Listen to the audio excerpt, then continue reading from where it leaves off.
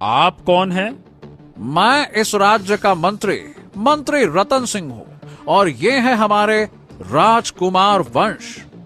हमें आपके पिता नीलमणि से मिलना है। ये सुनकर युवक की आंखें भर आईं। मैं नीलमणि जी का पुत्र हूँ। आदित्य नाम है मेरा। मैं अपनी बहन राधा के साथ यहाँ रहता हूँ। मेरे पिता 10 वर्ष पहले अचानक से लापता हो गए और फिर कभी लौटे नहीं। क्या कहा? लापता हो गए और वापस नहीं आए? आदित्य कुछ नहीं बोला। उसकी आंखें छलक उठी और वो भीतर चला गया। मंत्री रतन ने जाकर सारी बात राजकुमार को बताई। ओ, ये तो बड़ा ही विचित्र मामला है मंत्री जी। मतलब आपके पिता, मेरे माता पिता, वो भी तो वर्षों पहले लापता हुए, और अब देखिए ये चित्रकार नीलमणि भी। मंत्री जी, मुझे लगता है कि इन घटनाओं का कोई गहरा संबंध है आपस में। चलो उससे बात करते हैं। राजकुमार वंश और मंत्री रतन घर के भीतर प्रवेश कर गए। अंदर एक सुंदर स्त्री झूले पर बैठी रोटियां बना रही थी। देखो आदित्य, तुम मुझे पूरी घटना बताओ कि आखिरकार तुम्हारे पिता लापता कैसे हुए। राजकुमार जी, जब मैं 10 वर्ष का था तब महाराज विक्रम हमारे घर पर आए थे। उस समय उनके मंत्री जगन्नाथ हुआ करते थे। महाराज अपना चित्र बनवाना चाहते थे, वो भी हरियापुर गांव के जंगल में एक सुंदर से तालाब के किनारे। उन्होंने मेरे पिता से कहा कि यदि वो सुंदर चित्र बनाने में सफल हुए तो वो उन्हें मुंह मांगा इनाम देंगे। मेरे पिता बड़े खुश हुए और महाराज और मंत्री के साथ चले गए। और ऐसा गए कि बस फिर कभी वापस नहीं आए। ओ, तो क्या तुमने उन्हें ढूंढने का प्रयास नहीं किया? राजकुमार, मैं तो केवल 10 वर्ष का था और मेरी बहन राधा 8 वर्ष की। 2 दिन तक मैंने अपने पिता का इंतजार किया। हम एकदम टूट गए थे। फिर गांव के मुखिया के पास गए। उन्होंने आश्वासन दिया कि वो खोज करवाएंगे। कुछ दिनों बाद उन्होंने कहा कि महाराज विक्रम और महारानी रुक्मणी वो भी जंगल में शिकार करने के लिए गए। जब वो लौटेंगे तभी कुछ पता चलेगा। मैं बहुत दिनों तक प्रतीक्षा करता रहा, लेकिन फिर सुनने में आया कि महाराज और महारानी भी जंगल से कभी वापस ही नहीं लौटे। उसके बाद मैंने सब कुछ भाग्य के भरोसे छोड़ दिया, क्योंकि मुझे अपनी बहन राधा की भी देखभाल करनी थी। बस। राजकुमार वंश गहरी सोच में डूब गया। सब घटनाएं जैसे किसी रहस्य की डोर से जुड़ी हों। राजकुमार वंश ने आदित्य के चेहरे को बहुत गौर से देखा। कुछ देर बाद वो बोला, आदित्य, जिस तरह तुम्हारे पिता का गायब होना एक रहस्य है ना, उसी तरह से मेरे माता पिता और मंत्री रतन के पिता का गायब होना भी एक रहस्य बना हुआ है। और मुझे लगता है कि शायद कुछ रहस्य ऐसे होते हैं जो कभी खुलते नहीं। कुछ दिनों से ना मेरे पिता की याद मुझे बहुत सता रही है और मैं चाहता हूं कि तुम मेरे पिता की तस्वीर बनाओ। क्या तुमने मेरे पिता को देखा है? आदित्य की आंखों में आंसू चमक रहे थे। उसकी स्मृतियां ताजा थीं। मैं आपके पिता को कैसे भूल सकता हूँ। उनकी छवि मेरे दिमाग में आज भी बसी हुई है। हाँ, तो फिर तुम उनकी छवि को तस्वीर में उतार दो। मैं चाहता हूं कि तुम मेरे पिता की तस्वीर उसी तालाब के किनारे बनाओ जिस तालाब के किनारे वर्षों पहले मेरे पिता ने अपना चित्र बनवाने के लिए तुम्हारे पिता को चुना था। आदित्य तैयार हो गया। उसने अपनी चित्रकारी की सामग्री ली और राजकुमार वंश व मंत्री रतन के साथ हरियापुर के जंगल की ओर उस सुंदर तालाब के किनारे चला आया। वाह वाह वाह, क्या बात है, क्या बात है। अद्भुत अद्भुत अद्भुत। आदित्य, तुमने तो मेरे पिता की वो तस्वीर बना दी जो मैं चाहता था। ऐसा लग रहा है कि जैसे इस तस्वीर में प्राण बसे हुए हो और मेरे पिता अभी मुझसे बात करने लगेंगे। आदित्य, तुम्हारी कला बेमिसाल है, अद्भुत है, अद्भुत। इतना कहते ही अचानक तालाब में उथल पुथल हुई। तालाब से एक बड़ा विचित्र मेंढक, जो सामान्य मेंढक से काफी बड़ा था, निकला।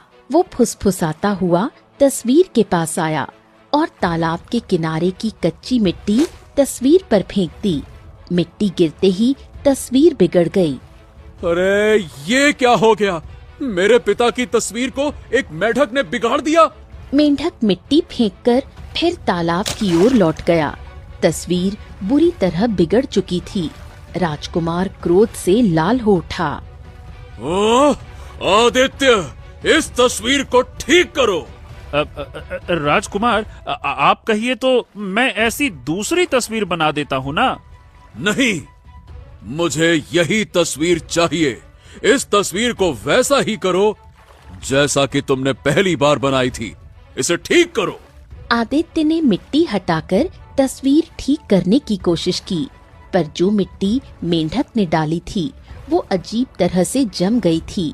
जितना वो खुरचता, मिट्टी वैसी ही सूखकर चिपक जाती थी। राजकुमार, माफ कीजिएगा, लेकिन समझ नहीं आ रहा कि ये मिट्टी साफ नहीं हो रही है।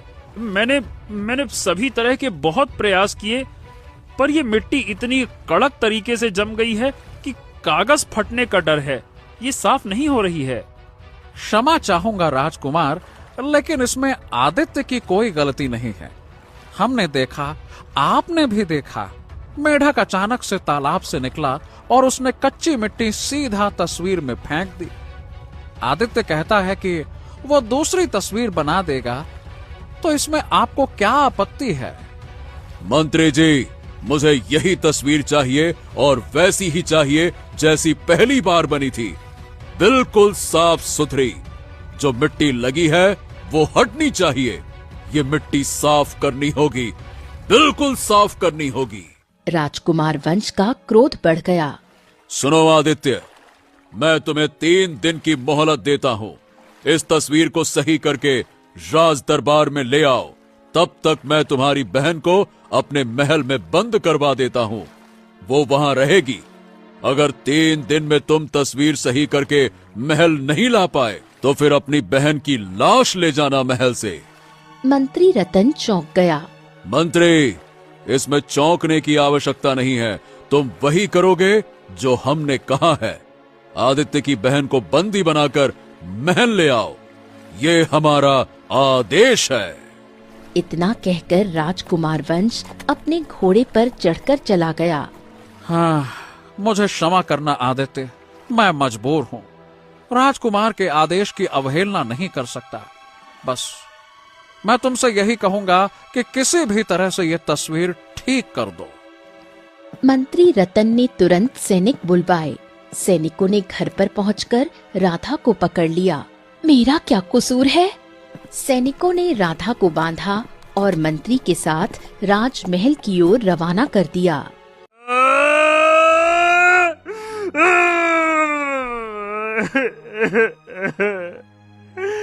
हे भगवान, अब मैं करूं तो करूं क्या? राजकुमार मेरी बहन को बंदी बनाकर ले गया और ये तस्वीर सही होने का नाम नहीं ले रही है। उसने 3 दिन का समय दिया। अगर 3 दिन में तस्वीर सही नहीं हुई तो वो मेरी बहन को मार देगा। क्या करूं, क्या करूं, क्या करूं? हाँ, एक काम करता हूँ, मैं गांव के मुखिया से मदद मांगता हूँ। हाँ। आदित्य तस्वीर लेकर मुखिया के पास गया और सारी घटना बताई। मुखिया जी, अब आप ही मेरी मदद कीजिए। मैं कैसे क्या करूं, आप ही बताइए। देखो आदित्य, मैं इस गांव का मुखिया हूँ, कोई राजा नहीं हूँ जो राजकुमार वंश मेरी बात मानेगा। हाँ, इस गांव में सबसे धनवान व्यक्ति साहूकार है। तुम उससे मदद मांग कर देखो, शायद वो तुम्हारी मदद कर दे। आदित्य तस्वीर लेकर साहूकार के पास गया और सारी घटना बताई। हाँ, लेकिन मैं तुम्हारी मदद कैसे कर सकता हूँ? राजा विक्रम होते तो शायद मैं उनसे बातचीत कर लेता, क्योंकि उनसे मेरी मित्रता थी, परंतु उनका पुत्र किस स्वभाव का है ये मैं नहीं जानता। हो सकता है कि मेरी बात सुनकर वो क्रोधित होकर मुझे ही मार डाले। जैसा कि तुमने बताया उसने मंत्री की भी नहीं सुनी, तो भला मेरी कहां से सुनेगा। देखो भाई, मैं तुम्हारी कोई मदद नहीं कर सकता, माफ करना। निराश होकर आदित्य वापस उसी तालाब के किनारे आ गया। मेंढक अचानक प्रकट हुआ और आदित्य की ओर देखकर वो अचानक मानव जैसी आवाज में बोला, डरो मत, मेरे बताए हुए एक कार्य को करो, तुम्हारी बहन मुसीबत से आजाद हो जाएगी, और अगर नहीं करोगे तो फिर तुम्हारी बहन मारी जाएगी और हो सकता है कि तुम भी मारे जाओ। क्या? मेढक, मेढक, तुम मनुष्य की आवाज में बात कर रहे हो? इसका मतलब तुम साधारण मेढक नहीं हो। तुम जरूर कोई राक्षस या पिशाच हो। नहीं नहीं नहीं नहीं, ना ही मैं कोई राक्षस हूँ और ना ही पिशाच। ये समझ लो, मैंने जो कुछ भी किया तुम्हारी भलाई के लिए और इस राज्य की भलाई के लिए किया। सोचने और समझने का समय नहीं है। राजकुमार ने तुम्हें 3 दिन का समय दिया है। तुम्हारे पास केवल एक ही तरीका है अपनी बहन को मुसीबत से आजाद करने का, और वो तरीका केवल एक ही है। तुम्हें मेरी बात माननी होगी। सुनो, यहाँ से घने जंगल की ओर निकल जाओ और एक साध्वी को तलाशो जो हमेशा वृक्ष के नीचे बैठकर तपस्या करती है। जब तुम उसे पा लो तो सारी घटना बताना, जो वो कहे वही करना। वो साध्वी एक साधु की शिष्य है और वो साधु हिमालय पर्वत पर तपस्या करते हैं। साध्वी के पास बहुत चमत्कारी शक्तियों का ज्ञान है, समझे? इतना कहकर मेंढक तालाब में कूद गया। आदित्य तस्वीर लेकर बिना विलंब घने जंगल की ओर चल दिया। लगभग आधा दिन पैदल चलने के बाद आदित्य ने घने वृक्ष के नीचे तपस्या करती साध्वी को देखा। वो साध्वी के पास चला गया। कौन हो तुम? आदित्य ने सारी घटना उन्हें सुनाई। साध्वी रहस्यमयी अंदाज में मुस्कुराई, मंत्र पढ़ने लगी। तभी उसके हाथ में रंग बिरंगी किरणों से एक विचित्र सोने का कड़ा प्रकट हुआ। इस सोने के कड़े को अपनी कलाई में पहन लो। इसे किसी भी कीमत पर कलाई से मत उतारना, अन्यथा तुम बहुत बड़ी मुसीबत में फंस जाओगे। तुम्हें दाहिनी दिशा की ओर जाना है और झाड़ियों में छुपी एक गुफा तलाशनी है। गुफा के अंदर तुम कुछ तस्वीरें देखोगे। तस्वीरें? किन की तस्वीरें? सवाल ये नहीं कि वो किन की तस्वीर होगी, सवाल ये है कि उन्हें किसने बनाया। जिसने भी वो तस्वीर बनाई है उसके हस्ताक्षर तस्वीरों में मौजूद होंगे। तुम उनके हस्ताक्षरों को देखकर सब समझ जाओगे। तुम उन तस्वीरों को बाहर निकालकर मेंढक के तालाब के नजदीक ले जाओ। आगे का काम मेंढक तुम्हें बताएगा और फिर तुम सच्चाई तक पहुंच जाओगे। पर याद रखो, यदि ये कड़ा तुमने उतार दिया तो जब तुम गुफा में कदम रखोगे तुम जलकर राख हो जाओगे और वहीं रह जाओगे। साध्वी पुनः तपस्या में लीन हो गई। आदित्य ने कड़ा पहना और दाहिनी दिशा की ओर गुफा की खोज के लिए चल पड़ा। बहुत देर पैदल चलने के बाद आदित्य को दूर से घनी झाड़ियों में ढकी हुई एक गुफा दिखाई दी। उसने कांटेदार झाड़ियां हटाईं और गुफा के द्वार तक पहुंचा। अंदर प्रवेश करते ही उसकी आंखें विस्मय से फैल गईं। गुफा के भीतर 2 चित्र रखे थे। चारों ओर तंत्र मंत्र के सामान बिखरे थे। आदित्य ने चित्रों को देखा। एक में राजकुमार वंश था, दूसरे में रानी सौम्या। उसकी सांसें थम सी गईं। हाँ, ये क्या? ये तो राजकुमार वंश और रानी सौम्या की तस्वीरें हैं। आखिर इन दोनों की तस्वीरें यहाँ क्या कर रही हैं? वो दोनों चित्रों के पास गया और उन पर बने हस्ताक्षरों को गौर से देखा। अगले ही क्षण उसके चेहरे पर अविश्वास का भाव आया। वो उसके पिता नीलमणि के हस्ताक्षर थे। सच्चाई बिजली सी गिरी। हे भगवान, ये तो पिताजी के हस्ताक्षर हैं। इसका मतलब ये दोनों चित्र उन्हीं ने बनाए थे। तो क्या उनके गायब होने का संबंध राजकुमार वंश से है? ओह, अब तो ये रहस्य और गहराता जा रहा है। इतना कहकर आदित्य ने वो तस्वीरें उठाईं और तेजी से तालाब की ओर लौट पड़ा। अगले ही पल तालाब से वही विचित्र मेंढक उछलकर बाहर आ गया। वो सीधे आदित्य की ओर बढ़ा। उसके स्वर में एक अजीब पुकार थी। तुमने कार्य पूरा कर दिया, अब नीचे आओ, मैं तुम्हारा इंतजार कर रहा हूँ। तुम्हारे सच जानने का समय आ गया है, आओ। इतना कहकर मेंढक तालाब के भीतर कूद गया। उसी क्षण आदित्य को लगा मानो कोई रहस्यमयी शक्ति उसे भीतर खींच रही हो। वो तालाब में गिर पड़ा और अगले ही पल अपने आप को एक विशाल महल के अंदर पाया। सामने वही मेंढक था जो अब धीरे धीरे रंग बिरंगी रोशनी में लिपटा एक वृद्ध व्यक्ति में बदल गया। पिताजी, आप ये सब क्या है? आप मेढक के रूप में कैसे परिवर्तित हो गए? वृद्ध व्यक्ति सचमुच नीलमणि था। उसकी आंखें भीगी हुई थीं। वो अपने पुत्र को देखकर मौन हो गया। बेटा, इन तस्वीरों को सामने रखो आदित्य, और पहले ये जान लो, राजकुमार वंश अब इस संसार में नहीं है। वो मर चुका है। क्या? ये आप क्या कह रहे हैं पिताजी? राजकुमार वंश तो जीवित है और उसी ने तो मेरी बहन को बंदी बनाया है। नहीं, ये पूरा सत्य नहीं है बेटा।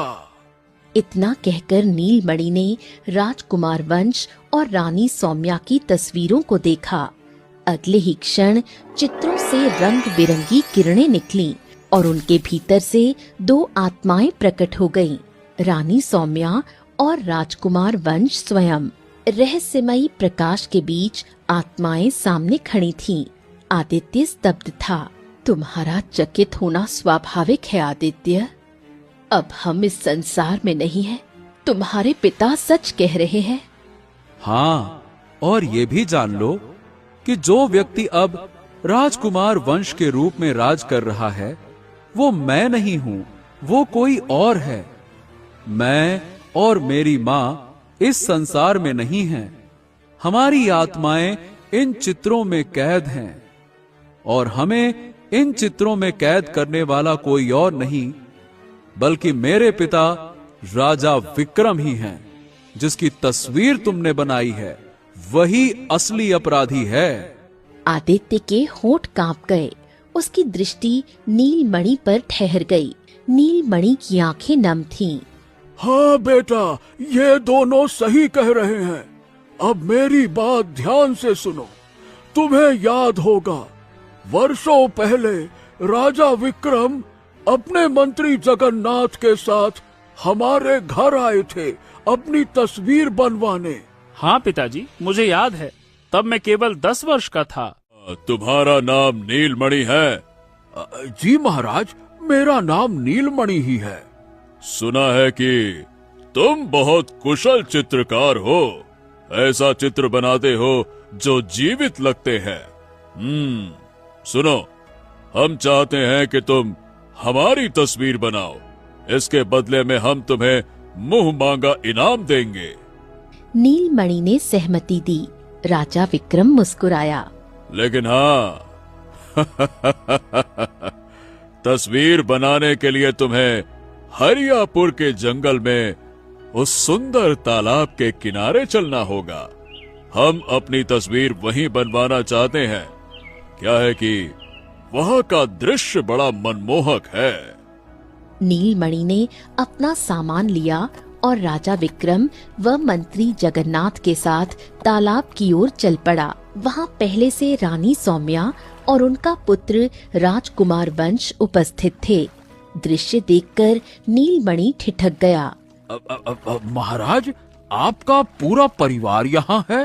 हाँ नीलमणि, हम चाहते हैं कि तुम सबसे पहले हमारे पुत्र और हमारी पत्नी रानी सौम्या का चित्र बनाओ और उसके बाद हमारा। हम तीनों की तस्वीरें राजमहल की बड़ी बड़ी दीवारों पर लगेंगी ताकि महल की शोभा और बढ़ सके। बिल्कुल महाराज, मैं आपकी पत्नी और आपके पुत्र की तस्वीर पन्नों पर उतार दूंगा, निश्चिंत रहिए। नीलमणि राजा और रानी की तस्वीर बनाने के लिए उत्साहित हो उठा। उसने पहले रानी सौम्या का चित्र बनाया। अद्भुत अद्भुत, वाकई में तुमने बिल्कुल मेरी सुंदर पत्नी का तो चेहरा उतार दिया। चलो अब हमारे पुत्र राजकुमार वंश की तस्वीर बनाओ। कुछ देर बाद चित्र बन जाने पर राजा खुश हो गया, पर अचानक राजा विक्रम का चेहरा स्याह हो गया। उसी क्षण माहौल बदला। राजा विक्रम की आंखों से काला धुआं निकलकर एक राक्षस में बदल गया।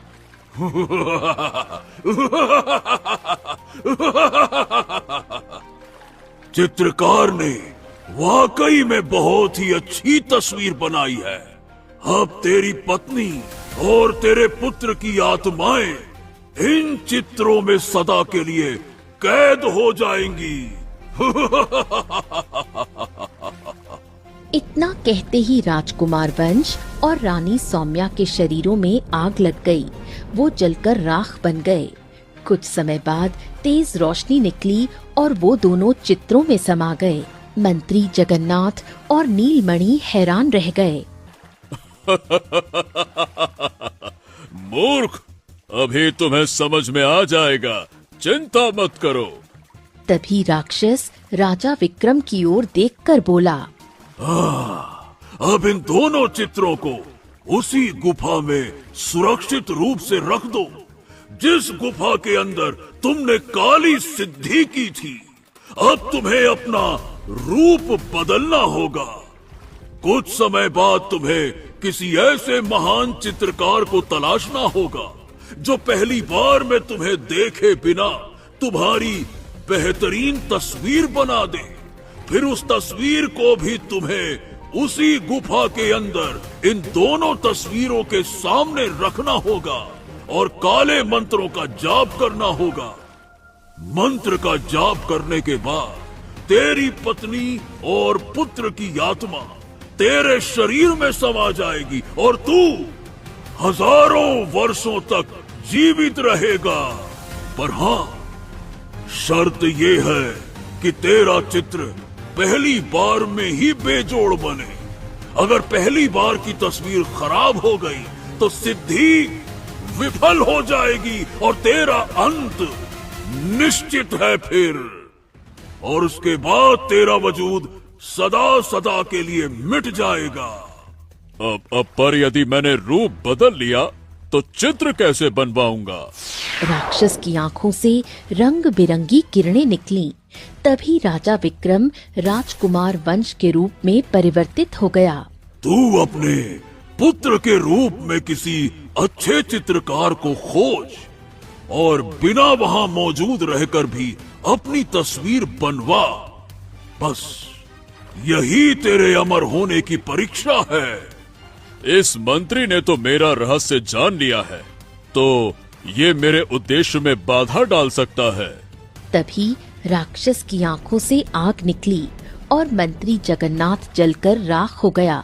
राक्षस गायब हो गया।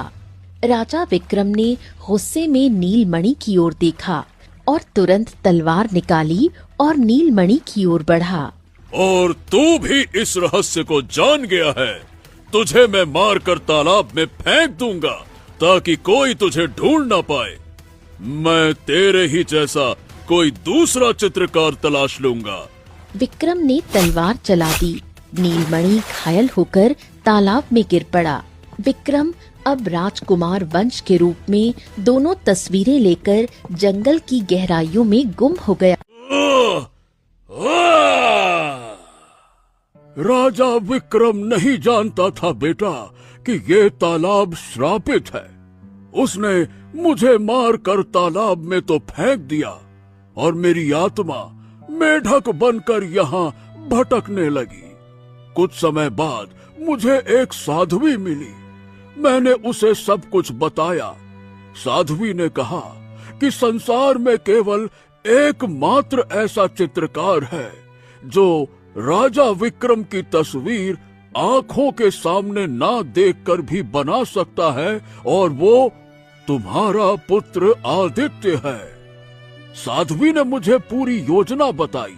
इसीलिए जब तुमने राजा विक्रम की तस्वीर बनाई, तब मैंने उस तस्वीर पर तालाब से छलांग मारकर मिट्टी उस तस्वीर पर फेंक दी, ताकि विक्रम अपने मकसद में सफल न हो पाए। और वो कड़ा जो साध्वी ने दिया था, वो तुम्हारी रक्षा करेगा बेटा। इसी बीच रानी सौम्या की आत्मा बोली, अब इन तीनों तस्वीरों को ले जाकर राज दरबार में दिखाओ। विक्रम चकित हो जाएगा। तुम्हारे कड़े से रंग बिरंगी किरणें निकलेंगी और राक्षस का जादू विक्रम से समाप्त हो जाएगा। तब वो अपने असली रूप में आएगा। फिर तुम सच्चे मन से कामना करना कि ये तस्वीरें जलकर राख हो जाएं।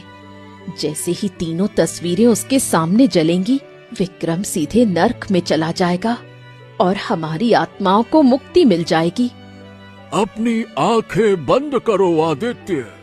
आदित्य ने तुरंत अपनी आंखें बंद की। एक पल के भीतर रंग बिरंगी किरणें उसके चारों ओर फैल गईं। जब उसने आंखें खोली, वो तालाब के बाहर खड़ा था, मानो कोई अदृश्य शक्ति उसे ऊपर खींच लाई हो। उसके हाथों में तीनों चित्र चमक रहे थे।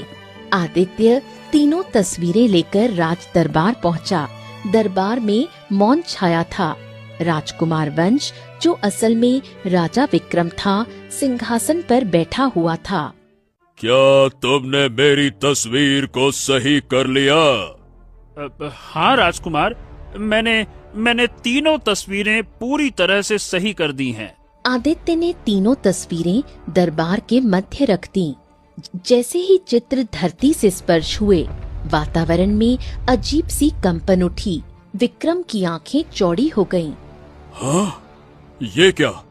ये तस्वीर तुम कहाँ से लेकर आए?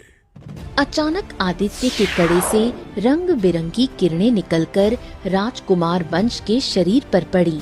अगले ही पल राजकुमार का रूप बदल गया। उसकी आंखों के सामने राजकुमार वंश राजा विक्रम में परिवर्तित हो गया। दरबार में सन्नाटा छा गया। मंत्री रतन और सारे दरबारी स्तब्ध रह गए। महाराज, ये क्या हो रहा है? उसी समय दोनों तस्वीरों से तेज रोशनी निकली और राजकुमार वंश व रानी सौम्या की आत्माएं प्रकट हो गईं। सुनो सब लोग, ये व्यक्ति मेरा पिता नहीं बल्कि एक राक्षस है, जिसने अमरता पाने के लिए अपने ही पुत्र और पत्नी की हत्या कर दी। हमारी आत्माओं को इन चित्रों में कैद कर दिया ताकि ये सदा जीवित रह सके। इसको अमरता प्राप्त करनी है, इसीलिए इसने हमारे साथ ये किया, और यही राज्य का सबसे बड़ा अभिशाप था। आदित्य सारी घटना मंत्री रतन को बताते हुए बोला, इतना ही नहीं मंत्री जी, इसने आपके पिता मंत्री जगन्नाथ की हत्या की थी और मेरे पिता नीलमणि को भी मारकर तालाब में फेंक दिया। राक्षसी शक्ति का सहारा लेकर इसने अपना रूप अपने ही बेटे में परिवर्तित कर दिया, और सबसे बड़ा झूठ तो ये बोला कि राजा विक्रम और उनकी पत्नी रानी सौम्या शिकार करने के लिए जंगल गए हैं, जबकि सच तो ये है कि इसी ने अपनी ही पत्नी और अपने ही बेटे की हत्या कर दी, और आपके पिता की भी हत्या की, और मेरे पिता की भी हत्या का यही जिम्मेदार है। इसे जीवित रहने का कोई अधिकार नहीं है। इतना बोलकर आदित्य ने दृढ़ निश्चय से अपनी आंखें बंद की। उसके कड़े से तेज किरणें निकलने लगीं। तीनों चित्रों में आग भड़क उठी। आग की लपटें पूरे दरबार में फैल गईं। राजा विक्रम चीख उठा। नहीं नहीं नहीं नहीं नहीं नहीं नहीं, ये नहीं हो सकता। नहीं नहीं। अचानक वहाँ राक्षस प्रकट हो गया। उसके चेहरे पर क्रूर हंसी थी।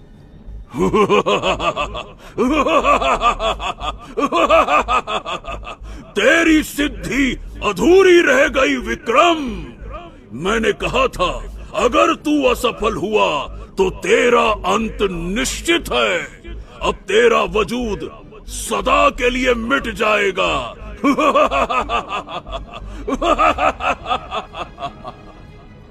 इतना कहकर राक्षस गायब हो गया। राजा विक्रम का शरीर जलने लगा। कुछ ही क्षणों में तीनों चित्र राख बन गए। राजकुमार वंश और रानी सौम्या की आत्माएं प्रकाश बनकर आकाश में विलीन हो गईं। राजा विक्रम का शरीर धधकती ज्वालाओं में बदलकर राख बन गया। मंत्री रतन आदित्य के पास आया। आदित्य, मुझे तभी से शक था जब राजकुमार ने तुम्हारी बहन को बंदी बनाया, और आज जाकर सच्चाई आखिरकार सामने आ ही गई। आदित्य, अब इस राज्य को एक सच्चे और न्यायप्रिय शासक की आवश्यकता है। मैं चाहता हूं कि अब तुम इस राज्य के राजा बनो, क्योंकि तुम्हारे कारण ही यह सत्य सामने आया। उसी क्षण सैनिक राधा को दरबार में लाए। उसकी बेड़ियां खोल दी गईं। वो अपने भाई को देखकर मुस्कुराई। आज से आदित्य इस राज्य के राजा घोषित किए जाते हैं। ये वही चित्रकार हैं जिसने श्रापित चित्रों से इस राज्य को मुक्ति दिलाई। राजा आदित्य की जय हो। जय घोष से दरबार गूंज उठा। राज्य में शांति लौट आई।